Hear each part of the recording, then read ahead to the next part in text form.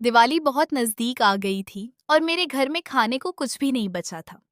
मैं अकेली औरत थी, चार छोटे छोटे बच्चों के साथ जिंदगी से लड़ रही थी।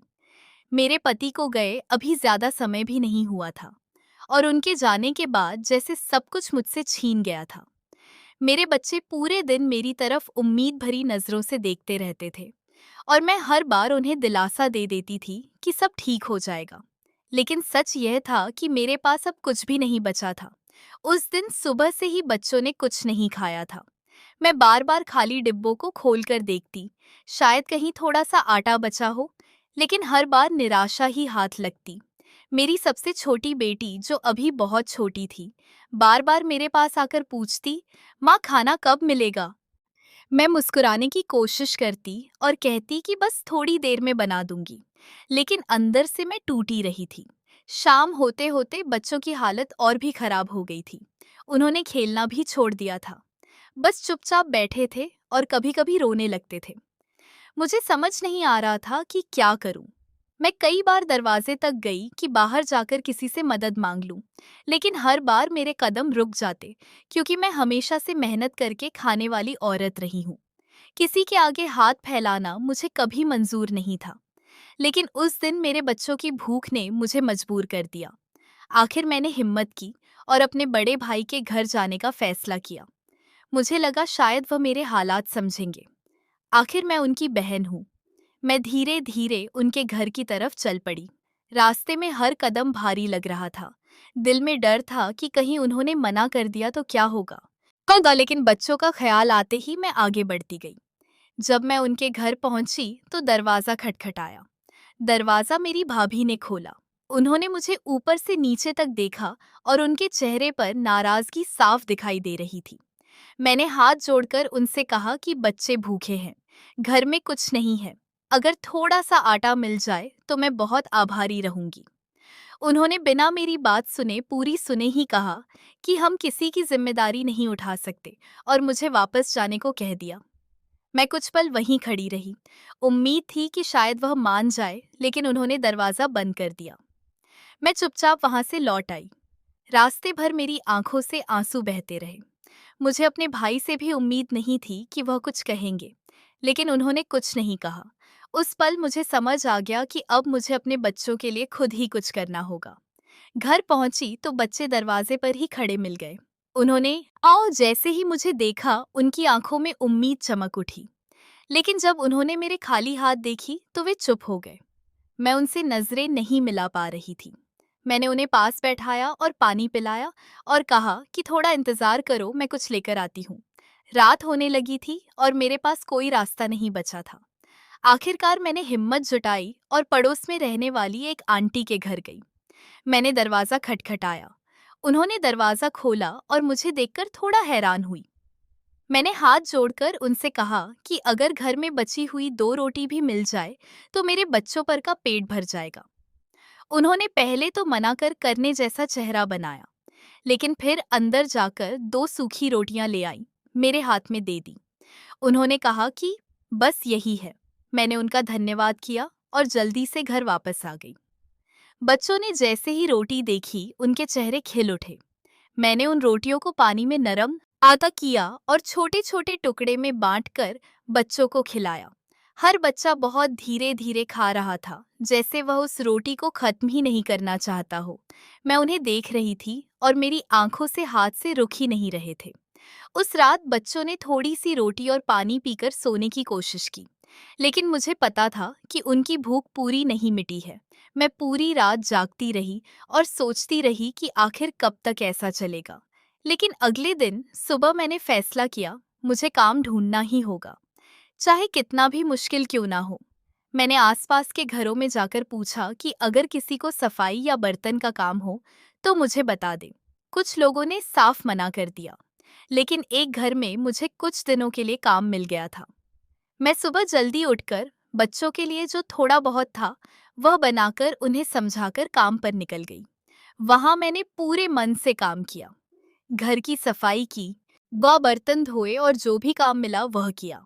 मुझे उम्मीद थी कि इस काम से मुझे कुछ पैसे मिल जाएंगे, जिससे मैं अपने बच्चों के लिए खाना ला सकूं। दिन भर मेहनत करने के बाद जब मैं शाम को घर लौटी तो मेरे बच्चे मेरा इंतजार कर रहे थे। मैं थकी हुई थी, लेकिन उनके चेहरे के देखकर मुझे थोड़ी ताकत मिली। मैंने उन्हें गले लगाया और मन ही मन भगवान से प्रार्थना की कि वह मुझे इतना दे दे कि मैं अपने बच्चों को भूखा ना सुलाऊं। अगले दिन मैं फिर सुबह जल्दी उठी और बच्चों को समझाकर काम पर निकल गई। अब मेरे अंदर एक ही जिद थी कि चाहे जैसे भी हो, मुझे अपने बच्चों के लिए खाना जुटाना है। उस घर में जहाँ मुझे काम मिला था, वहाँ बहुत सारा काम था। दीवारों पर जाले थे, फर्श पर धूल जमी हुई थी और बर्तनों का ढेर लगा हुआ था। मैंने बिना रुके पूरे दिन काम किया। मेरे हाथ दर्द करने लगे थे, लेकिन मैंने एक पल के लिए भी रुकना सही नहीं और समझा, क्योंकि मुझे पता था कि जितनी मेहनत करूंगी उतना ही शायद कुछ मिल पाएगा। वहाँ की मालकिन ने मुझसे कहा कि अगर मैं अच्छे से काम दूं तो कुछ पैसे दे देंगी। यह सुनकर मुझे थोड़ी उम्मीद जगी। 5 दिन तक मैंने लगातार उसी घर में काम किया। सुबह से लेकर शाम तक बस काम ही करती रही। उन 5 दिनों में मैंने अपने बच्चों को जैसे तैसे संभाला, कभी थोड़ा सा उधार लेकर तो कभी पड़ोस से थोड़ा बहुत लेकर। लेकिन हर दिन मेरे लिए एक नई परीक्षा जैसा था। 5वें दिन जब मैंने पूरा घर चमका दिया तो मैं उम्मीद के साथ उनके सामने खड़ी हो गई। उन्होंने मुझे कुछ पैसे दिए, लेकिन वह उतने नहीं थे जितनी मुझे उम्मीद थी। मैंने हिम्मत करके उनसे कहा कि मैंने कई दिन तक मेहनत की है, अगर थोड़ा और मिल जाए तो मेरे बच्चों के काम आ जाएगा। उन्होंने नाराज होकर कहा कि जितना दिया है वही काफी है। मैं चुप हो गई, क्योंकि मुझे डर था कि कहीं वह क्या भी वापस ना ले ले। मैंने वह पैसे लिए और बाहर निकल आई। मेरी आंखों में आंसू थे, लेकिन मैं कुछ कह नहीं सकती थी। मैंने सोचा कि चलो जो मिला है उसी से कुछ राशन ले लूंगी। रास्ते में मैं सीधे राशन वाले के पास गई। मैंने पहले से कुछ उधार लिया हुआ था, इसीलिए उसने मुझे देखकर ही कहा कि अब और उधार नहीं मिलेगा, पहले पुराना हिसाब चुकाओ। मैंने उसे पैसे दिए, लेकिन वह पूरे नहीं थे। उसने साफ मना कर दिया कि जब तक पूरा पैसा नहीं दोगे तब तक कुछ नहीं मिलेगा। मैं वही बहू, मैं बहुत विनती करती रही, लेकिन वह नहीं माना। आखिरकार मैं खाली हाथ वापस लौट आई।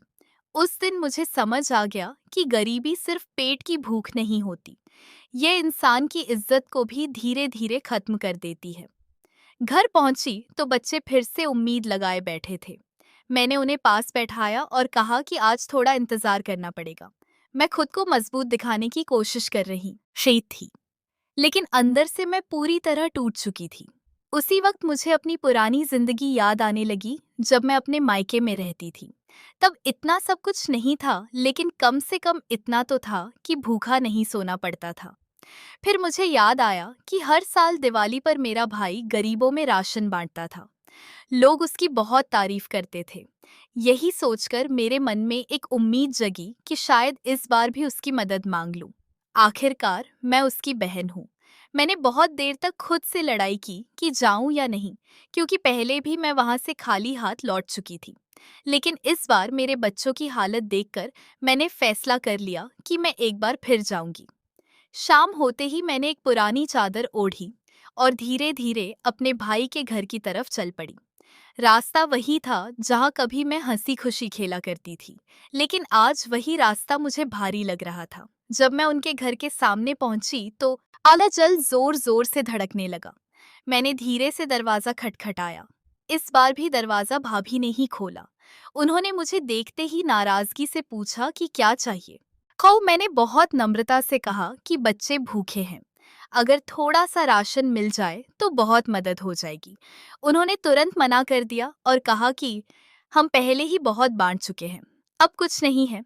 मैंने फिर भी उनसे हाथ जोड़कर कहा कि थोड़ा सा देर दीजिए, लेकिन उन्होंने मेरी एक ना सुनी और दरवाजा बंद कर दिया। मैं कुछ पल वहीं खड़ी रही। मुझे उम्मीद थी कि शायद इस बार मेरा भाई बाहर आकर कुछ कहे, लेकिन ऐसा कुछ नहीं हुआ। तभी मेरा भाई अपनी गाड़ी से घर आया। उसने मुझे देखा, लेकिन उसकी आंखों में कोई भाव नहीं था। मैंने हिम्मत करके उससे कहा कि बच्चे भूखे हैं। उसने बस इतना कहा कि कोई काम कर लो और अंदर चला गया। उस पल मेरे दिल में एक अजीब सा दर्द हुआ, लेकिन मैंने कुछ नहीं कहा। मैं वहां से चुपचाप मुड़ गई। तभी मेरी नजर कचरे के पास पड़ी, जहां कुछ खाने के टुकड़े पड़े थे। मैंने कुछ पल सोचा, फिर अपने बच्चों का चेहरा याद आया और ये मैंने वह टुकड़े उठा लिए। मेरे लिए वह किसी खजाने से कम नहीं थी। मैं उन्हें अपने आंचल में छुपाकर जल्दी जल्दी वहां से निकलने लगी, तभी अचानक किसी से टकरा गई। मेरे हाथ से वह सब गिर गया और मैं घबरा गई। वह आदमी मुझे ध्यान से देखने लगा और बोला, क्या तुम रीना हो? यह सुनकर मैं चौंक गई। मैंने तुरंत अपना चेहरा छुपाया